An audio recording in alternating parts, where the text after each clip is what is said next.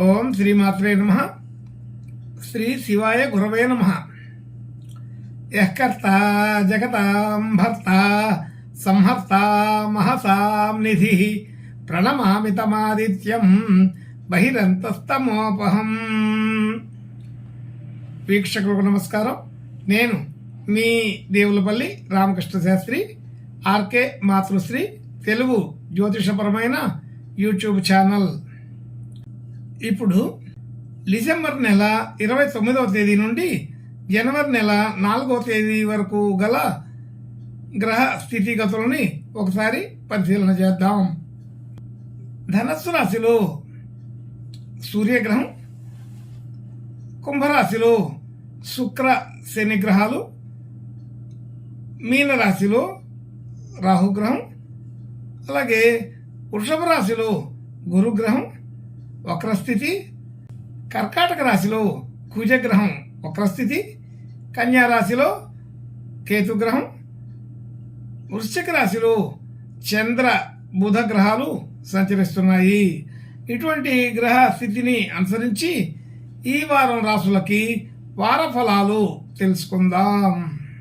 ఓం శ్రీమాత్రే నమః. ఇప్పుడు కుంభరాశి వారి గురించి తెలుసుకుందాం. కుంభరాశి వారికి రాశిలోనే శని శుక్ర గ్రహాలు, అలాగే 2వ స్థానంలో రాహుగ్రహం, 4వ స్థానంలో గురుగ్రహం వక్రస్థితిలో ఉన్నారు, 6వ స్థానంలో కుజగ్రహం వక్రస్థితిలోనే ఉన్నారు, అలాగే 8వ స్థానంలో కేతుగ్రహం, 10వ స్థానంలో చంద్ర బుధ గ్రహాలు, 11వ స్థానంలో సూర్యగ్రహం సంచరిస్తున్నారు. ఇటువంటి గ్రహ సంచారాన్ని అనుసరించి ఈ కుంభరాశి వారికి ఈ వారం కొంత అనుకూల వాతావరణం ఉంటూనే కొంత మధ్యస్థ వాతావరణంగా చెప్పబడుతుంది. అయితే రాశి అధిపతి రాశిలో ఉండడం, యోగకారకుడైన శుక్రుడితో కలిసి ఉండడం, ఆ ఇద్దరు కూడా లగ్నంలోనే ఉండడం రాశిలో, కాబట్టి ఇదంతా అనుకూలమైన స్థితి. అలాగే ధన సంబంధించిన విషయంలో రాహు ఉండడం కూడా అనుకూలమైన స్థితి. అంటే చకచక ఆలోచనలన్నీ చేయగలుగుతారు, కానీ ఆలోచన చేసినంత స్పీడ్గా అమలు చేయడం కుదరని పరిస్థితి ఉంటుంది. అయితే ఇక్కడ గ్రహస్థితులు మిగిలిన వాటిని కూడా సపోర్టు కొంత తగ్గి ఉంటుంది, కాబట్టి కొంచెం జాగ్రత్తగానే ఉండవలసిన పరిస్థితి. అయితే రాశ్యాధిపతి రాశిలో ఉన్న గ్రహాల ప్రకారం సౌఖ్యమైనటువంటి విషయాల్లో మంచి ఆలోచనలు అన్నీ చేయగలుగుతారు. అయితే ఈ ఆలోచనలన్నీ కూడా అమలు చేయడానికి అనుకూలమైన వాతావరణం లేకపోవడం జరుగుతూ ఉంటుంది.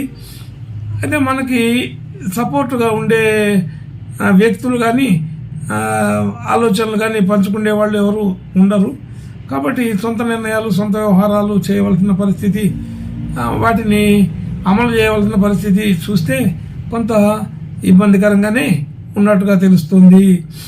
అయితే ఎక్కువ పెద్ద మొత్తంలో ఆలోచనలు చేయకుండా, పెద్ద మొత్తంలో వ్యవహారాలు చూడకుండా మధ్యస్థంగా ఆలోచన చేసుకుంటూ సాధారణంగా నడిపించుకుంటే ఈ కార్యక్రమాలన్నీ కూడా జరిపించుకోగలుగుతారు. ధనయోగాదులకు ఇబ్బంది ఏం లేదు, ధనస్థానం బాగానే ఉంది. అయితే మనం ఎక్స్పెక్ట్ చేసినంత ధనం రాకపోవచ్చు, కానీ సాధారణ స్థితికి సరిపడే ధనం అయితే ఇబ్బంది లేకుండా నడుస్తూ ఉంటుంది. అలాగే కుటుంబ సభ్యులు బంధుమిత్రులు అందరితో కూడా మధ్యస్థమైన విషయాలే ఉంటాయి. అంత పెద్ద అనురాగం కాదు, అంత పెద్ద వ్యతిరేకం కాదన్నట్టుగా ఉంటుంది. అలాగే గృహ వాహన యోగాదులన్నీ కూడా గురుగారు వక్రించిన తర్వాత కొంత మందగించి ఉంటాయి. అంటే అనుకూల వాతావరణం తగ్గుతోందని అర్థం. అలాగే విద్యార్థులకి విద్యా సంబంధించిన విషయాలకి సంతాన విషయాల్లో కొంత మంచి అనుకూల స్థితి ఉంటుంది. అయితే అది ఇబ్బందికరమైన విషయం అయితే కాదు. అలాగే రుణ సంబంధించిన విషయాల్లోనే కొద్దిగా ఎక్కువ ఇబ్బందులు ఉన్నాయి. మరి ఆర్థికపరమైన రుణాలు కుజ వక్ర నీచ సంబంధంలో దృష్టి రాశిపై ఉండటం వలన మనం ఎంతో ప్రయత్నం చేసి గురువుగారి బలం వల్ల అయితేమి, మిగిలిన గ్రహస్థితి వల్ల అయితేమి అనుకూలతని సృష్టించుకుంటాము.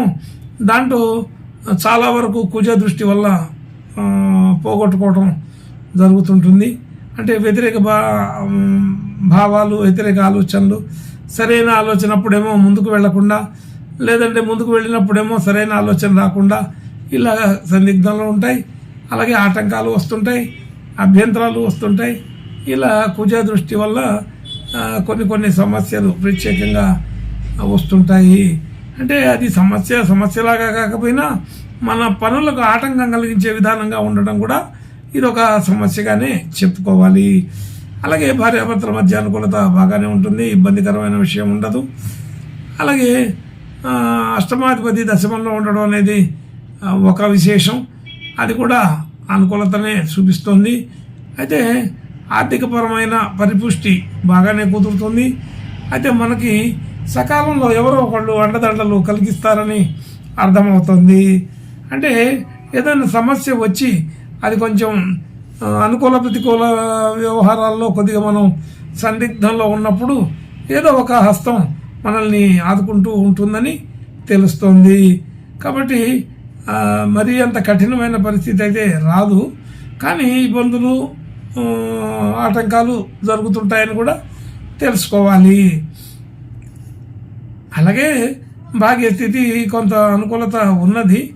భాగ్యం అంటే స్థిర చరాస్తులు వ్యవహారాలన్నీ కూడా సరైన పద్ధతిలోనే ఉన్నప్పటికీ ఒక మనం అమ్ముకోవాలంటే అడవి, కొనాలంటే కొరివి అనే సామెత ఉన్నట్టుగానే మనకు రావాల్సిన ధనం రాకపోగా మనం ఏదైనా అమ్మటం కొనటం చేయాలన్నా కానీ ఈ సమయం సందర్భం మార్కెటింగ్ వ్యవహారాలన్నీ కూడా దానికి సపోర్టు చేయనటువంటి పరిస్థితి ఉంటుంది. కాబట్టి ఈ కుంభరాశి వారు ఈ వారం కొంత జాగ్రత్తగానే నడిపించుకోవాలి. ఇంకా ముందు మంచి అనుకూలమైన స్థితిగతులు వస్తున్నాయి కాబట్టి కొన్ని విషయాల్ని వాయిదా వేసుకుంటూ ముందుకు వెళితే దగ్గరలోనే మనకు రావాల్సిన అనుకూలమైన పరిస్థితులు వచ్చినప్పుడు మిగిలిన పనులన్నీ సజావుగా చేసుకోవచ్చని తెలుస్తుంది. అలాగే విద్యార్థులకి విద్యా సంబంధించిన విషయాల్లో కూడా కొంచెం గట్టిగా కృషి చేయవలసి వస్తుంది. అయితే దాని మీద శ్రద్ధ తగ్గి ఉన్నట్టుగా తెలుస్తుంది. అలాగే ఇవన్నీ కూడా సంపూర్ణంగా అర్థం చేసుకొని ఆలోచన చేసుకొని కొంచెం గట్టిగా శ్రమ చేస్తేనే ఉపయోగం ఉంటుందని గుర్తుంచుకోండి. అలాగే రుణ రోగ సంబంధించిన విషయాల్లో కూడా అలాగే ఉంటుంది. ఆరోగ్యపరమైన విషయాల్లో సాధారణంగా ఉంటుంది. అలాగే ఆర్థికపరమైన ఒత్తిడులు మాత్రం కొంత ఉంటాయని తెలుస్తుంది. వాటిని తట్టుకోవడం కొంచెం గట్టిగా ప్రయత్నం చేయమని చెప్పబడుతుంది. అలాగే కొత్తగా డిపాజిట్లు పెట్టుబడులు పెట్టడానికి ఇది సరైన సమయం కాదని గుర్తుంచుకోండి. అలాంటి సందర్భం బాగాలేనప్పుడు ప్రయత్నం చేస్తే వృధా అవుతాయని అర్థం చేసుకోండి. అలాగే ఉద్యోగ స్థితి, వ్యాపార స్థితి, వృత్తిపరమైన విషయాల్లో కొంత అనుకూలత ఉంటుంది, కానీ ఎక్కువ స్పీడ్గా అనిపించే పద్ధతి అయితే ఉండదు. వ్యాపార లక్షణాలతోటి కొంత ఇబ్బందికరమైన వాతావరణం ఉంటుంది. అలాగే ఉద్యోగ సంబంధించిన విషయాల్లో అయితే కొద్దిగా పై స్థాయిలో వాళ్ళ నుంచి ఒత్తిడులు ఎక్కువగా ఉంటాయని తెలుస్తుంటుంది. అలాగే మనం చేసిన పనులకి గుర్తింపు, గౌరవం సాధారణంగా ఉంటూ ఉంటాయి. వ్యతిరేక భావం అయితే ఎక్కడా ఉండదు, కానీ గౌరవప్రదంగా చూసుకుంటూనే మనకి సహకారం ఇచ్చేవాళ్ళు తక్కువ అవుతున్నారని గుర్తుంచుకోండి. ఈ ప్రస్తుతం ఉన్న వాతావరణంలో సహకారం తక్కువ, ఆలోచనలు, అవసరాలు ఎక్కువగా ఉంటాయని తెలుస్తుంది.